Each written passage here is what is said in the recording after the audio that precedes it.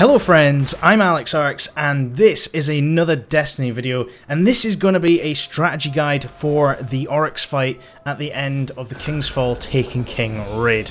Now this fight can be quite tricky. There are a lot of mechanics at play. Basically, if you do everything in the right order quick enough, this fight will be pretty easy to complete. You will be fighting Oryx in the same place as where you fought the Daughters of Oryx. So you'll have an idea of who is standing on each of the 4 platforms. One person will be a designated ghost runner, i.e. they'll be going invisible, jumping up on the invisible platforms and grabbing the relic. And then you'll have one spare fireteam member who will be floating and just dealing with adds on the ground. So you can see here, after the initial phase of just killing some thralls, Oryx will move around to either the left or the right and he'll slam his fist down. And that will basically dictate the platform that the first person jumps up on top of and dictates who gets the ghost. So Loco jumped up, picked up the orb, he becomes ghost. Then one Tangle jumps up, and then counterclockwise around the room everyone sequentially jumps on their platforms, just like with the Daughters of Oryx fight. Now this time there is an extra mechanic in that ogres are going to spawn. You'll see these little black pits down here. Basically the ogres will spawn sequentially in the same order that you jump up on the pillars. You need to kill them as quickly as possible and just ignore the black orbs that they drop. Meanwhile, the guy who's got the relic, in this case Loco, will jump back down and will take out a knight. A yellow knight will appear, you need to kill him quickly and you will get an aura effect from that. Now, when everyone's standing in that aura, you need to group up in the middle and just start destroying Oryx as soon as he starts doing this move. He will start opening up his arms and his hands, and his chest will open, and you need to do significant damage to stagger him. Once you've done that, you need to then go back to the black balls that are dropped from your ogres, and you all need to jump inside them at the same time as quickly as possible. Once you've detonated them, get back to the middle, get back to where your relic holder is, and just start doing more DPS into the chest of Oryx. Now, that is kind of one phase of this fight done. You will then have to basically run around in circles. I didn't really know what was going on here, but at this point Oryx kind of spawns these landmines. If you stand still, you will die. You saw Black Crow there die. He wasn't moving quick enough. Basically, you can see my screen will start going green. If you jump while you're running, when it's doing that, you will avoid the blast that Oryx is creating. So there's no chance of you really dying as long as you're continually moving like I am here. So basically just run around your pillar, run around a designated area and just make sure you're not standing still. Then basically the wave will repeat itself. Oryx will do another move, he will move to another platform. Whichever platform he moves to is where he's going to drop that white orb, which will change someone into a ghost. So once again, have a designated carry. You can see their Loco CRX is going up again. He's collecting it, and then the platforms are spawning, and we counterclockwise sequentially jump onto our platforms, and it spawns all the invisible ghost plats for Loco to get the relic. Once again, ogres are going to spawn, so you can see here, you just help each other take out your ogres as quickly as possible. They do not all spawn at the same time. You can see there, Mr. One Tangle's one spawns after mine, because he activated his platform after me. Just the way that the strats work, basically. So once again, you can see there Loco is going after this Vessel of Oryx Knight. You don't need to group up in the middle. Your best is actually group up on the relic holder, which will be your ghost runner. Once again, just try and group up together at this point. Get as much DPS on Croto when he does it, on Oryx even. If he claps his hands together, it is an instant wipe. Once you've made him stagger, however, you need to run. Everyone needs to go into their black balls and just detonate them. You'll see there you get a message, detonated a corrupted light. You need to do them all at the same time, otherwise this doesn't work. And then you just get back and do more damage to Oryx once again. So this is kind of the mechanics of the entire fight. It's got the element of the jumping and the relic from the Daughters of Oryx fight. You then have to worry about the ogres. If you can get them down quickly enough, you don't have to really care too much about what they're doing. You need to make sure that the relic holder is killing the Vessel of Oryx, which will spawn at this front end where me and One Tangle are. take them down. I think it's pretty easy to do it with a sword, so if you've got one of the heavy swords, just use that. It will take them down really quickly. You need to then group up, do enough DPS and damage to Crota. Oh, I mean Oryx. I keep calling him Crota. Do enough damage to Oryx when he starts opening his chest and he's about to clap his hands. You need to make him flinch at that point. Once he's flinched, you need to then all go and blow up those black orbs that drop out of the ogre. Detonate those corrupted lights all at the same time.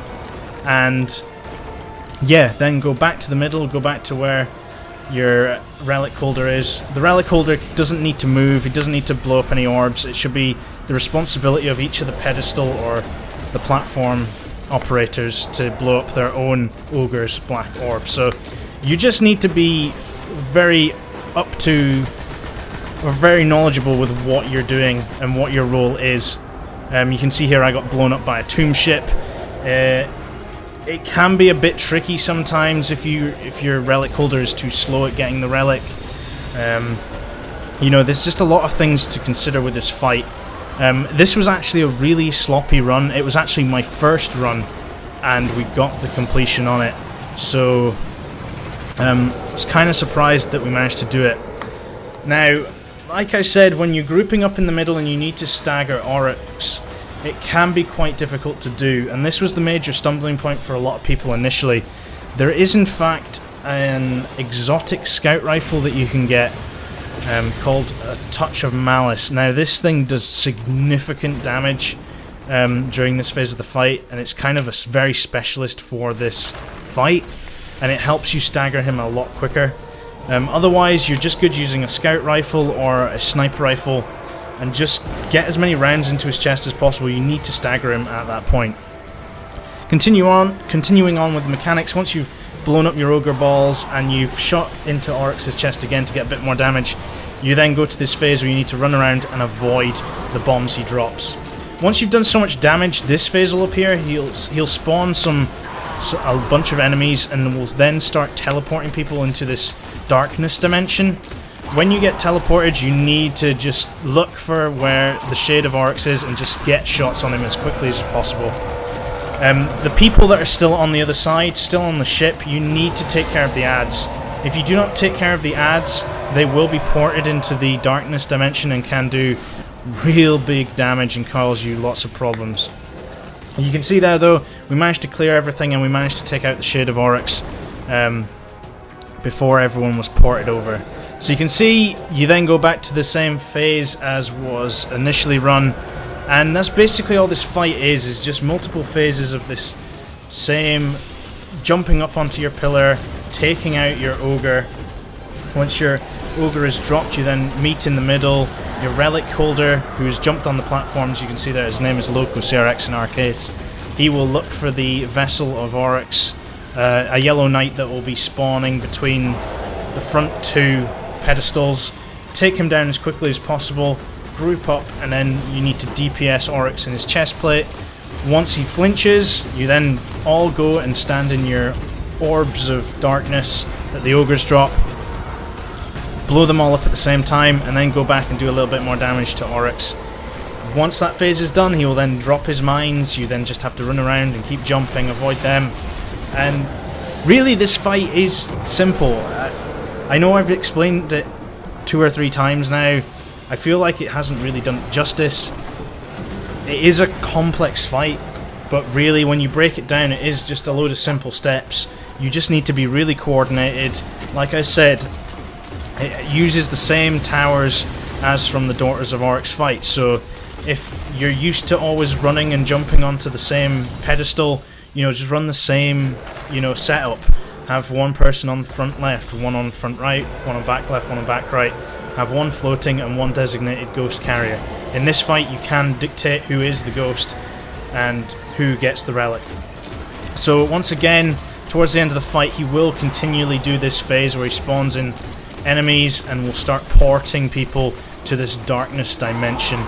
You then need to kill this shade as quickly as you can in this area. Meanwhile, the people that are still through on the other side will need to kill the ads as well. And yeah, that's really this fight. Like I said, I don't know whether I'm explaining these too well. it is kind of hard to explain it when everything is happening so very quickly. Like I said, with the pillars, it is the same as the Daughters of Oryx, so when he slams his fist down, that'll be the starting platform. Whoever jumps up and grabs the white light will be the ghost carrier, and you need to activate them in a counterclockwise motion. So it's best to kind of imagine you looking down on the arena and then working counterclockwise. You need to then jump sequentially up onto your pedestals to activate all the platforms for your ghost carrier. And that's really the fight. Like I said, I don't know whether I'm explaining it too well. In fact, I've explained it a lot quicker than I thought I would, you know. The fight is still going on. But, you know, I thoroughly recommend, if it's not too apparent by what I'm saying, just follow what I do. You know, watch this video back without the sound, and just keep an eye on what I'm doing. Keep an eye on what the other players on our fire team are doing as well, because the 3 other members are doing exactly the same as me. They're jumping up on the pedestal in the right order. They're taking care of their ogre. They're joining up on the relic holder in the middle, helping to kill this vessel of Oryx. They're then grouping up to do DPS to Oryx when his chest opens up. You need to stagger him at that point. If he claps his hands together, you will all wipe. Once he is staggered, you then all need to go and detonate your orbs of darkness. So you see us all run out as quickly as possible to where we killed our ogres.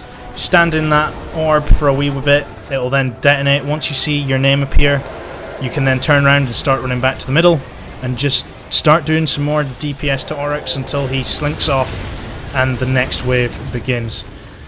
And that is the Oryx fight. It was surprising how easy it was once you figured out what the mechanics were. Now, this is actually an extra bit right at the end. You can see basically he is dead. He just kind of isn't. So, right towards the end of the fight, this is the last bit. You just all need to group up and you just shoot him. Shoot him as much as you want or as little as you want. I don't know how much of a difference it makes. But there you go. That's Oryx floating off into the distance. You can see I got a quest item there, the Ravenous Heart. Thoroughly recommend you complete as many of your side quests as you can before doing this, because some of the quests do require you to complete the raid, and unfortunately I picked the side quests up after having done this, so I now have to go back and do another raid completion before I can get extra stuff. But yeah, that's basically the Oryx fight. Like I said, I hope I've explained it well. It doesn't feel like I have, but just watch what I'm doing. Like I said, there's 3 other people doing exactly the same as what I'm doing. You have one person then just floating, helping with the ogres, and the other person is the one who's running the relic. He's jumping up, grabbing the light, jumping on all the ghost platforms, grabbing the relic, taking care of that vessel of Oryx, and just kind of commanding the middle of the map and getting just damage down on Oryx as well. Anyway, guys, I do hope this has helped you out. This has been my video guide to the Oryx fight. No doubt things will be changed up pretty badly when hard mode drops. I'm not too sure when that's going to be at this point in time, but you can be guaranteed they'll add something in that'll totally mix this up. So until then, this is the strategy to use. I do hope this video helps you out. If you are looking for a raid, you know, please just send me a message. You know, I am looking to do, obviously, a lot more runs at this as well. And yeah, I do hope this video has helped you guys. If it has, please leave a like and a comment. Please share it with all your friends. It'll help them out as well if it's definitely helped you. So yeah, I'd just like to say thank you for watching. I have been AleXarcs, and I will see you in my next video, friends. Bye!